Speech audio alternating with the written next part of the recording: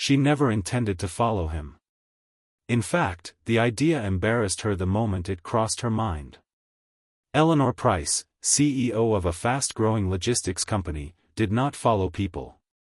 She made decisions in boardrooms, signed contracts worth millions, and commanded respect with a single look. She didn't linger in hallways or watch employees leave work.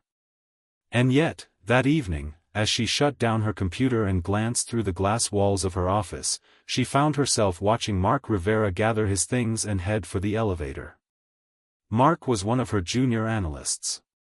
Quiet. Reliable. Never late. Never complained. He wore the same clean but slightly worn clothes every day, spoke only when necessary, and left work exactly on time, never a minute earlier, never a minute later. At first, Eleanor admired his discipline. Then she noticed something else. He always declined after-work gatherings. Always turned down overtime, even when it might earn him favor. And every time she asked if everything was okay, he smiled politely and said, "All good, ma'am." Something about that smile bothered her. It looked practiced. That evening, a heated board meeting had ended with one director questioning why Mark hadn't volunteered for a demanding new project. "He lacks ambition," the man said flatly. "We need people who are willing to go the extra mile." Eleanor hadn't defended Mark. Not then. But the words stayed with her. So when she saw him step out of the building and walk quickly toward the bus stop instead of the parking garage like most employees, she hesitated only a moment before grabbing her coat and following at a distance. She told herself it was curiosity. Professional concern. Anything but what it really was, a quiet sense that there was more to this man than his performance reviews suggested. Mark rode the bus across town. Eleanor followed in her car, feeling ridiculous and oddly nervous. The city changed as they moved farther from the polished office district. The buildings grew older. The streets narrower. Finally, Mark got off near a small grocery store and walked 3 blocks to a modest apartment complex with peeling paint and uneven steps. Eleanor parked across the street and watched as he hurried inside.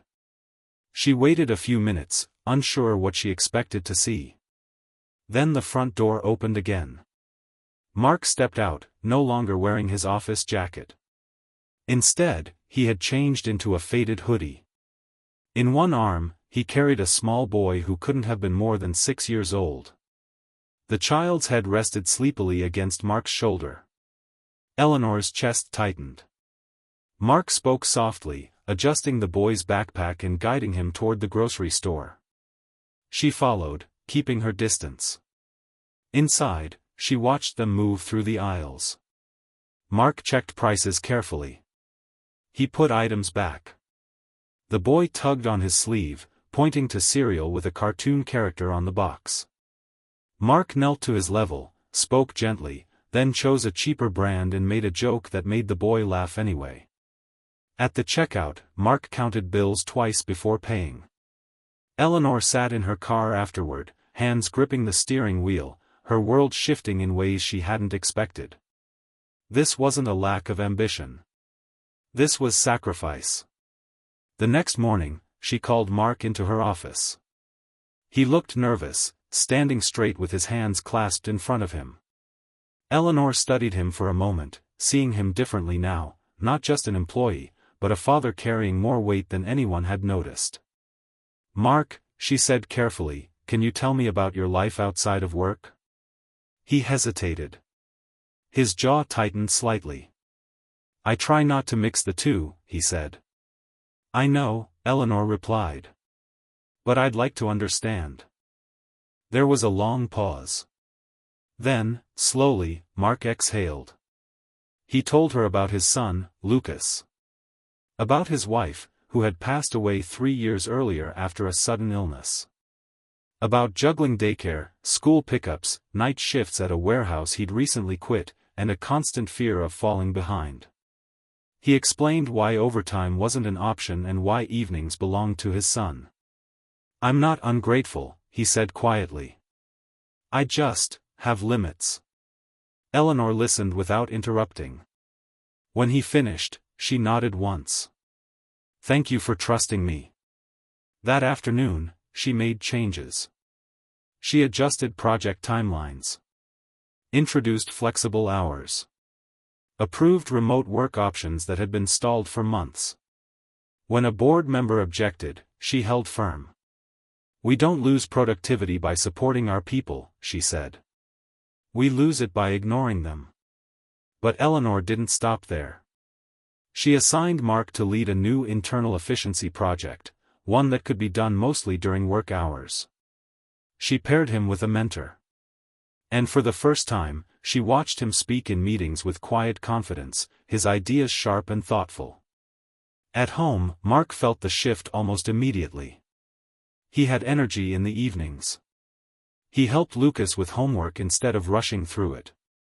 He cooked real meals. He slept. Lucas noticed too.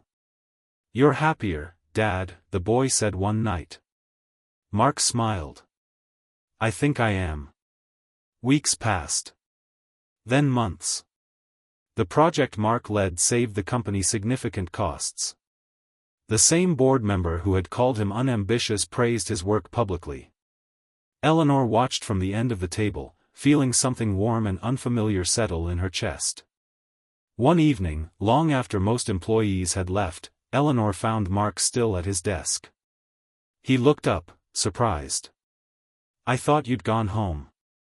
"I could say the same," she replied, smiling slightly. They talked, not as CEO and employee, but as two people who had both lost something and learned to carry it differently. Eleanor admitted how lonely success could be.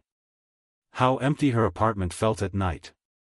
Mark spoke about fear, about love, about the quiet strength it took to keep going. She didn't follow him home again. She didn't need to. What she discovered that day changed more than her view of one employee. It changed how she led, how she measured success, and how she understood strength. It reminded her that behind every badge and job title is a human story, often invisible, always meaningful. A year later, the company was thriving. So were its people. And on a sunny afternoon, Eleanor attended a small school event at Lucas's invitation, clapping louder than anyone as Mark's son waved from the stage. Sometimes, leadership isn't about watching from the top. Sometimes, it's about paying attention, asking questions, and having the courage to care. If this story moved you, inspired you, or reminded you to look a little closer at the people around you, please like this video and subscribe to the channel. Your support helps us continue sharing powerful stories that celebrate empathy, resilience, and the quiet moments that change everything.